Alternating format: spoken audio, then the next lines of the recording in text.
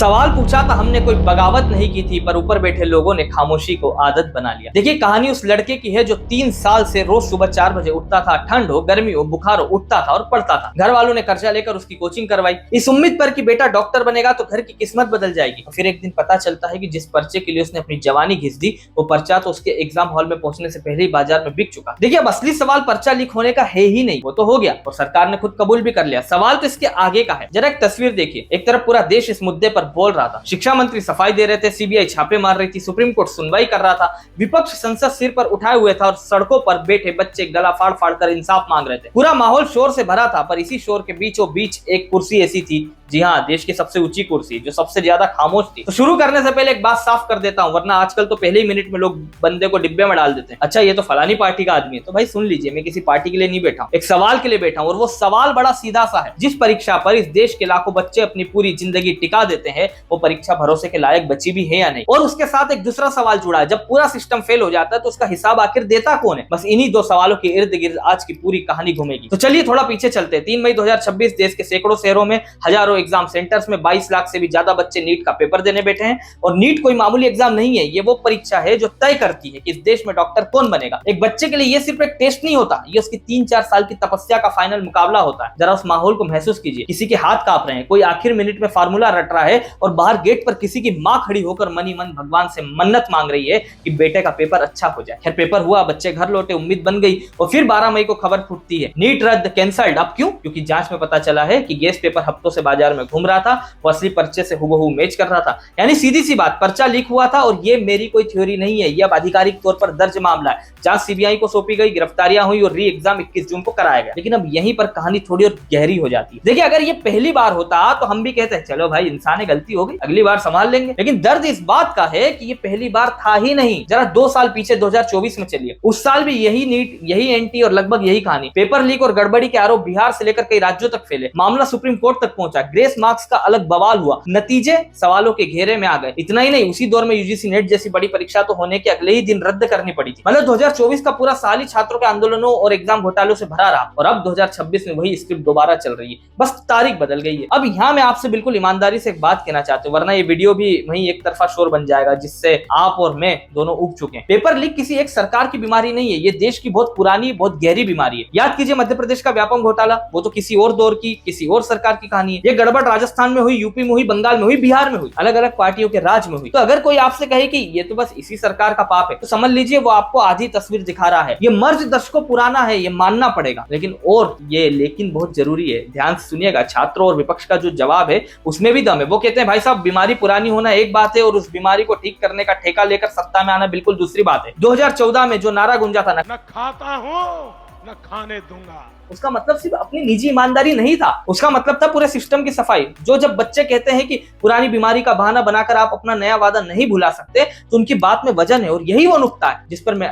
चाहता हूं कि आप जरा रुक कर सोचें। क्या पुरानी बीमारी नया वादा माफ कर देती? नीचे कमेंट में अपनी राय जरूर लिखिएगा, मैं पढ़ूंगा। अब जरा सरकार के पक्ष को भी मेज पर रख देते, क्योंकि वो भी उतना ही असली है। सच ये कि सरकार ने इस बीमारी पर कुछ किया भी है और ये हमें मानना पड़ेगा। 24 में केंद्र सरकार एक कानून लेकर आई, पब्लिक एग्जामिनेशन एक्ट, यानी सीधी भाषा में एंटी पेपर लीक कानून। और ये कोई हल्का फुल्का कानून नहीं है, इसमें पेपर लीक जैसे संगठित अपराध के लिए 3 से 10 साल तक की जेल है, 1 करोड़ रुपए तक का जुर्माना है और ये अपराध कॉग्निजेबल बना दिए गए हैं। कई राज्यों ने भी अपने अपने सख्त कानून बनाए। तो जब कोई कहे कि सरकार ने तो कुछ किया ही नहीं, तो ये पूरा सच नहीं है। कानून बना, सीबीआई बैठी, गिरफ्तारियां हुई, री एग्जाम हुआ, मशीनरी चली, ये मैं मानता हूं। लेकिन फिर वही लेकिन, और यही आज की कहानी की असली जान है। बच्चों की शिकायत कानून के होने या न होने की है ही नहीं, उनकी शिकायत यह है कि इतना सब हो गया और देश का सबसे बड़ा नेता यानी प्रधानमंत्री उन तक सीधे नहीं पहुंचा। शिक्षा मंत्री बोले, एनटीए बोली, सीबीआई बोली, सुप्रीम कोर्ट बोला, संसद बोली, सब बोले, पर वो एक संबोधन, वो एक बेटा चिंता मत करो मैं तुम्हारे साथ हूं, दोषी बक्से नहीं जाएंगे, वो बच्चों को शिद्दत से नहीं मिला जिसकी वो उम्मीद कर रहे थे। राजनीति का एक बहुत सीधा नियम है, याद रखिए, जब सबसे ऊंची कुर्सी चुप रहती है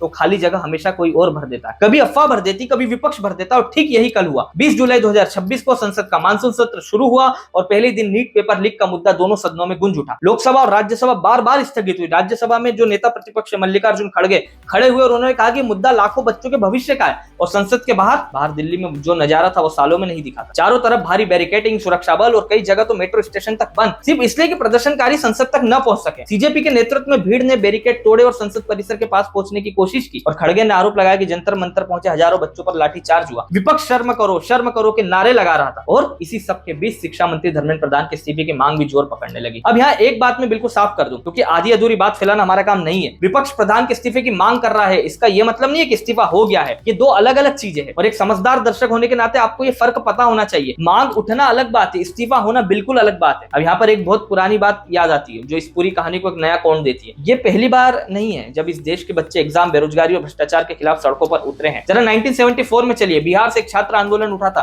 जिसे बाद में जेपी आंदोलन कहा गया, जयप्रकाश नारायण के नाम पर। और मजे की बात, उस वक्त के मुद्दे लगभग वही थे, महंगाई, बेरोजगारी, भ्रष्टाचार और व्यवस्था से बच्चों का मोह भंग। और उस दौर की जो ताकतवर पूर्ण बहुमत वाली सरकार थी उसने भी शुरुआत में यही कहा था, ये बच्चों का असली गुस्सा थोड़ी है, ये तो विपक्ष की साजिश है। पहचानी ये लाइन? आधी सदी बीत गई और डायलॉग वही के वही है। इसलिए हमें एक साफ सबक देता है, जब सड़क की आवाज को बार बार अरे ये तो बस राजनीति है कहकर टाल दिया जाता है तो वो आवाज छोटी नहीं होती, उल्टी और बड़ी होती चली जाती है। और यहाँ विपक्ष के शामिल होने का सवाल भी आता है। इसके भी दो पहलू और दोनों सच है। एक तरफ ये बिल्कुल सही है कि राजनीतिक पार्टियां ऐसे मौकों को अपना फायदे के लिए भुनाती है। मंच पर झंडे किसके हैं, किसको अपना चेहरा चमकाना है, किसका चुनाव नजदीक है, ये सवाल जायज है और सरकार समर्थक जब ये उठाते हैं तो वो पूरी तरह गलत नहीं होते। लेकिन दूसरी तरफ ये भी तो सोचिए, राजनीति आग नहीं लगाती, राजनीति तो अक्सर पहले से लगी हुई आग पर हाथ सेकने आती। भीड़ पहले खड़ी होती, नेता बाद में पहुंचते। और वो जो नीचे असली गुस्से वाली भीड़ थी उसमें बहुत सारे वो बच्चे भी थे जिनका किसी पार्टी से दूर दूर तक कोई लेना देना नहीं है। और एक बात हमेशा याद रखें, किराए की भीड़ शाम होते ही घर लौट जाती है, जो रुका रहता है वो दर्द होता है और दर्द किराए पर नहीं मिलता साहब। अच्छा अब जरा यहाँ एक पल के लिए रुकिए, हम कहानी के बीचों बीच है तो एक छोटा सा ब्रेक। अगर आप यहाँ तक मेरे साथ है तो इसका मतलब आप उन गिने चुने लोगों में से जो शोर से आगे जाकर असली बात समझना चाहते। और यार सच बताऊं, ऐसे लोग अब बहुत कम बचे हैं। तो मुझे एक बात कमेंट में बताइएगा बिल्कुल दिल से, आपको क्या लगता है इस पूरे मसले का असली इलाज क्या है, और सख्त कानून या फिर सीधा संवाद या दोनों। और हाँ, अगर आपको ये बातचीत बैलेंस्ड और काम की लग रही है तो लाइक और सब्सक्राइब दबा दीजिए, इससे ऐसे मुद्दे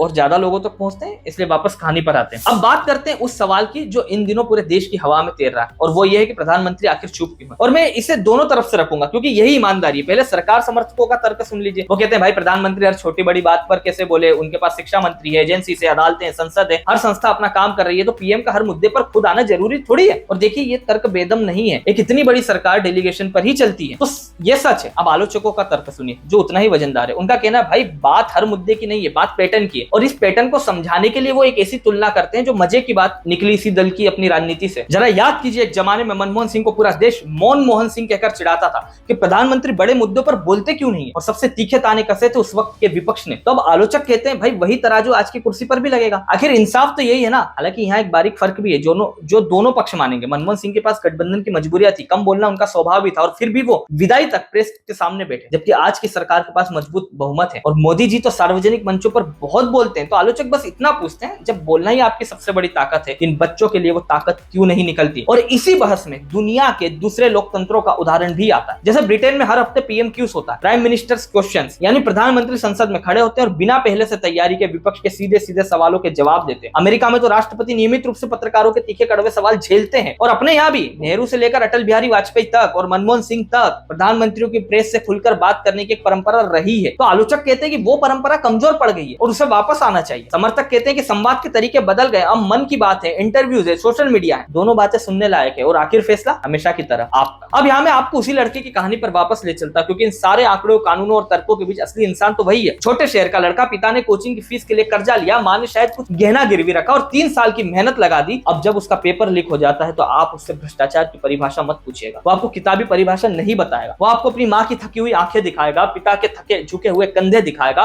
और अपना टूटा हुआ आत्मविश्वास दिखाएगा। और सबसे बड़ी बात, जब उसका री एग्जाम हुआ तो हालात ऐसे थे कि व्यवस्था खुद डरी हुई थी। परीक्षा को लीक प्रूफ बनाने के लिए इतने सख्त इंतजाम करने पड़े कि लगा किसी किले की रखवाली हो रही है। अब जरा सोचिए, जिस देश में एक साफ सुथरी परीक्षा कराने के लिए इतनी किलेबंदी करनी पड़े, उस देश का बच्चा आखिर भरोसा करे तो किस पर करे। और यही तो असली मुद्दा है, भरोसा। देखिए लोकतंत्र सिर्फ कानूनों से नहीं चलता, कोर्ट के आदेशों से भी नहीं चलता, आखिर में वो भरोसे से चलता है। और भरोसा किसी एजेंसी की प्रेस रिलीज से नहीं जुड़ता, वो आवाज से जुड़ता है। उस आवाज से जिसे देखकर जनता ने वोट का बटन दबाया था। जब वही आवाज चुप हो जाती है तो बच्चे के मन में एक बहुत खतरनाक ख्याल घर कर जाता है, यार ये सिस्टम मुझसे इतना कटा हुआ है कि मेरी बात सुनने वाला कोई है ही नहीं। और जिस दिन एक पूरी पीढ़ी सिस्टम से कट जाती है ना, उसे वापस जोड़ने में सालों लग जाते हैं, कभी कभी तो पीढ़ियां लग जाती है। और ये किसी एक सरकार का नुकसान नहीं होता, ये पूरे देश का नुकसान होता है। तब आते हैं उस हिस्से पर जो आपको इस वीडियो से घर लेकर जाना है। इस पूरी कहानी से हम इंसान के तौर पर, नागरिक के तौर पर आखिर सीखते क्या है? मेरे हिसाब से 4 बातें, और ये चारों किसी भी एक पार्टी से बहुत बड़ी है। पहली सीख, ईमानदारी और जवाबदेही। ये 2 बिल्कुल अलग चीजें, और इन्हें कभी गड़बड़ मत कीजिए। कोई नेता व्यक्तिगत रूप से कितना भी ईमानदार क्यों ना हो, अगर उसके तंत्र में बार बार वही गड़बड़ होती है तो जवाबदेही का सवाल फिर भी उठेगा, और उठना भी चाहिए। ये किसी की बेइज्जती नहीं है, ये तो लोकतंत्र की सबसे पहली शर्त है। न खाऊंगा आपकी निजी ईमानदारी है, मान लिया, लेकिन न खाने दूंगा वो जवाबदेही है। और आधा वादा निभाना भी आधा वादा तोड़ना ही होता है। दूसरी सीख, बात करना सुनना ये कमजोरी नहीं है। हमारे यहाँ एक अजीब सोच घर कर गई है कि झुकना या सुनना कमजोरी है और डंडा चलाना ताकत, जबकि सच इसका बिल्कुल उल्टा है। याद कीजिए, इसी सरकार ने किसान आंदोलन के वक्त कई दौर की बातचीत की थी और आखिर में कानून वापस भी लिए थे। वो कमजोरी नहीं थी, वो परिपक्वता थी। तो सीधा सवाल है, अगर किसानों से बात हो सकती है तो बच्चों से क्यों नहीं? और वो बच्चे तो कुछ बड़ा मांग भी नहीं रहे, ना कानून वापस ना कोई कुर्सी, वो बस इतना चाहते कोई ऊपर से आकर उनकी सुन ले। तीसरी सीख, जहां जानकारी और संवाद खत्म होते हैं वहां अफवाह राज करने लगती है। जब सरकार चुप रहती तो हर सच भी झूठ लगने लगता है और हर छोटी बात आंख पकड़ लेती है। संवाद असल में अफवाह के खिलाफ सबसे सस्ता और सबसे मजबूत हथियार है। एक मेज, दो कुर्सी और 10 मिनट की बातचीत कई बार यही उस पूरे बवाल को रोक सकती है जिस पर बाद में करोड़ों का लाठी बैरिकेड खर्च होता है। और चौथी सबसे बड़ी सीख, इतिहास सड़क की आवाज अनसुनी करने वालों को कभी नहीं भूलता। 1974 इसका सबसे बड़ा गवाह है और ये किसी एक पार्टी के लिए चेतावनी नहीं है, ये हर उस सत्ता के लिए आईना है जो कल आएगी, क्योंकि जिस ओर जवानी चलती है अक्सर उसी ओर आगे चलकर पूरा जमाना चलता है। इस बात को जो समझ गया वो टिक गया, जो नहीं समझा इतिहास ने उसे किताबों में अलग ही अध्याय में लिख दिया। तो अंत में सिर्फ शिकायत नहीं, 3 ठोस सुझाव भी दे देता हूँ। और इस सुझाव किसी सरकार को गिराने के लिए नहीं, सुधारने के लिए। पहला, बच्चों के प्रतिनिधियों से सीधे बात हो, एक मेज दो कुर्सी बस इतना ही चाहिए। दूसरा, पेपर लीक की जांच का पूरा सच श्वेत पत्र की तरह जनता के सामने रखा जाए, कौन सी कमेटी बनी, क्या सिफारिश आई, कितना लागू हुआ। और तीसरा, प्रधानमंत्री के स्तर पर जनता और प्रेस से सवाल जवाब की जो पुरानी परंपरा थी